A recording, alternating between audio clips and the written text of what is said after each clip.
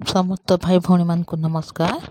Christaller जे मसीकी भाई भौणी मैंने आशा करे आपण मैंने खुशी अच्छे और आनंद अच्छा ईश्वर जीवंत वाक्य को शुणी सब बेले आशीर्वाद को पाँच। आज आम देखा ईश्वर जीवंत वाक्य आदि पुस्तक अध्याय 26 आम आज देखा 8 पदर पुणी से स्थान में बहु काल बास कला उत्तारे एक समय पलिष्ठीय राजा अभिमेलेक झरका बाटे निरीक्षण कर इसहाक को आपण भार्या रेबिका सहित कौतुक कर देखिले।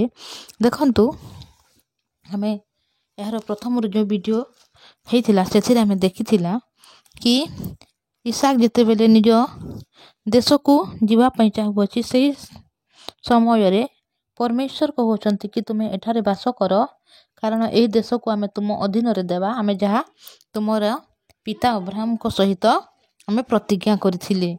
तो सही विषय को एठारे इसहाक मानु अछंती एवं एठारे से रहू अछंती किंतु जेतेबेले से एही गरार बास करूछंती सही समय रे कौन होइछि तांकर जो भार्या रेबिका अछंती से बेसी सुंदरी अछंती जहा द्वारा से कौन करूछंती ताको मो निज भार्या कहया पई से डरू अछंती काले लोके मते बोध करिवे सेति पई से तांको निज भार्या को मोर भगिनी बोली एठारे कहू अछंती। तो जेतेबेले सेठारे से बास करुवा समय रे केते दिन गला परे कौन होइछि समय रे पलिष्ठीय राजा अभिमेलेक झरका को देखु अछंती सही समय देखु अछंती कि इसहाक एवं रेबिका से दुई जन कौन करुछंती एठारे गोटी सहित सहवास करुछंती। एही विषय को देखी से कौन कहउछंती इसहाक को निज पाख को डकु अछंती एवं कहउछंती कि से तुमर भार्या से स्त्री टे कौन होची तुमर भार्या एवं से तुमर भार्या अटे को कहीं तुम ताकू भगिनी बोली कहल सेते बेले इसहाक उत्तर कले मु भाविली के जाने ताहा लागी मोहर मृत्यु हेबो। एठारे गरार राजा अभिमेलेक एवं ईसाक मध्य यही कथबार्ता होउछि। तहेर अभिमेलेक कहले तुम आम मान सहित एक व्यवहार कल कौन लोक तुम भार्या संगे अनायासरे शयन करि पारंता ताहा हेले तुम आम मान को दोषग्रस्त करंतो।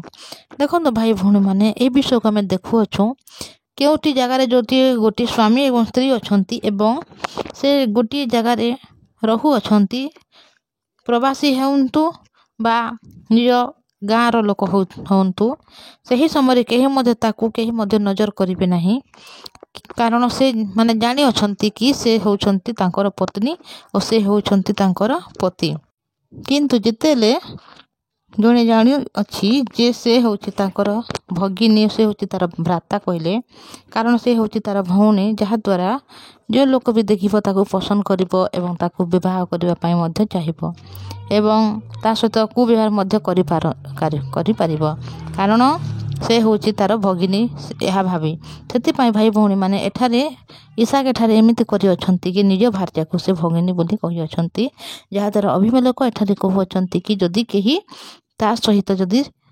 अनायासरे शयन करिथांता ताहेले एही दोष तुमे आमको देइथांत किंतु अनंतर अभिमेलेक सब लोकंकु एही आज्ञा देले जे केही मनुष्य को कि अबा ताहार भार्या को स्पर्श करिवो ताहार प्राणदंड अवश्य हेबो। देखंतु एपरि हेई अछि हेले सुधा एठारे इसहाकंकु अभिमेलेक द्वारा आशीर्वाद पाउ अछंती जदि एपरि से माने मिछ मध्य कहिथिले हेले से देश रे से अभिमेलेक कहउछंती केही जदि एही पुरुष एवं एही स्त्री को जदि छुईब ताकू आमे कोन करिबा बोध करिबा बोली एठारे कहू अछंती। अनंतर इसहाक सही देश रे कृषिकर्म करी सही वर्ष 100 गुण लाभ कले पुणी सदा प्रभु ताहाको आशीर्वाद कले ए निमंते से बधिष्णु हेले पुणी से आहुरी आहुरी वृद्धि पाई अति महान हेले। देखंतु परमेश्वर जेतेबेले अब्राहम को प्रतिज्ञा करथिले कि आमे कोन करिबा तुमरी वंश को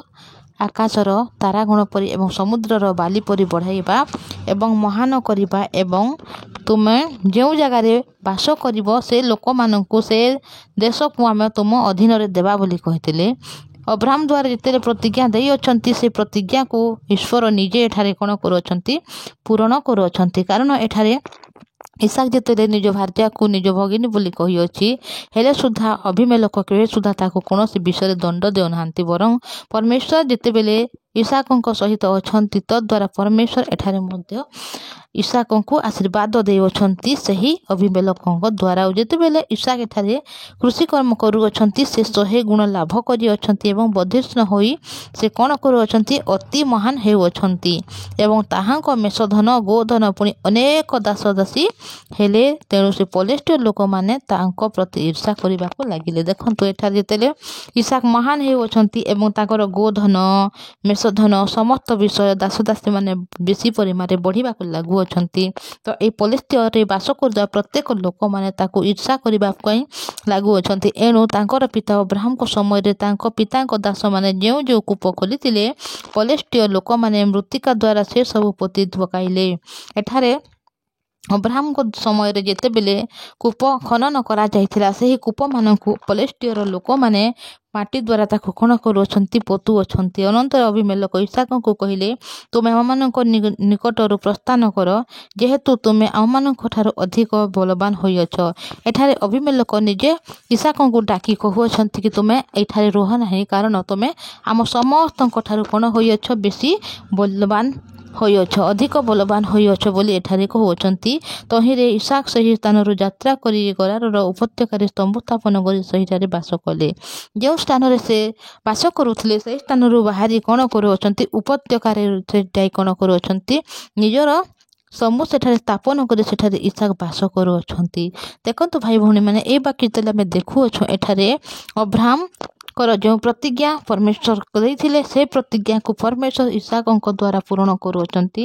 ଆମେ ତୁମରି ବଂଶକୁ ବଢ଼ାଇବା ଏବଂ ମହାନ କରିବା ବୋଲି କହିଥିଲେ ଏବଂ ସବୁ ବିଷୟରେ ଆମେ ତାକୁ ଉଚ୍ଚ କରିବା ବୋଲି ଯେତେବେଳେ କହିଥିଲେ ଏହି ସମସ୍ତ ବିଷୟ ଏଠାରେ ଇସାକ ପ୍ରବାସୀ ହେଲେ ସୁଦ୍ଧା ଇସାକ ଦ୍ୱାରା ପରମେଶ୍ୱର ପୁରା କରୁଅଛନ୍ତି। ଭାଇ ଭଉଣୀମାନେ ଯେତେବେଳେ ଆମ ଗାଁରେ ଯଦି କେହି ଆସି ବାହାରର ଲୋକ ସେଠାରେ ବାସ କରେ ଏବଂ ସେ ବେଶୀ ପରିମାଣରେ ଧନ ସମ୍ପତ୍ତିକୁ ବେଶୀ ପରିମାଣରେ ବଡ଼ ହୋଇଯାଏ ଧନବାନ ହୋଇଯାଏ ସେହି ସମୟରେ ଗାଁରେ ଥିବା ପ୍ରତ୍ୟେକ ଲୋକ ତାକୁ କ'ଣ କରନ୍ତି ଈର୍ଷା କରନ୍ତି। ଠିକ୍ ସେହି ପ୍ରକାର ଯେତେବେଳେ ପଲେଷ୍ଟୀୟର ଲୋକମାନେ ମଧ୍ୟ ଏଠାରେ ଇସାକଙ୍କୁ କ'ଣ କରୁଅଛନ୍ତି ଈର୍ଷା କରୁଅଛନ୍ତି ଯାହାଦ୍ୱାରା ଅବ୍ରାହମଙ୍କ ସମୟରେ ଯେଉଁ କୂପଟିଏ ଖୋଲୁଥିଲେ ସେହି କୂପମାନଙ୍କୁ କ'ଣ କରୁଅଛନ୍ତି ମାଟି ଦ୍ୱାରା ସେମାନେ ପୋତି ଦେଉଅଛନ୍ତି।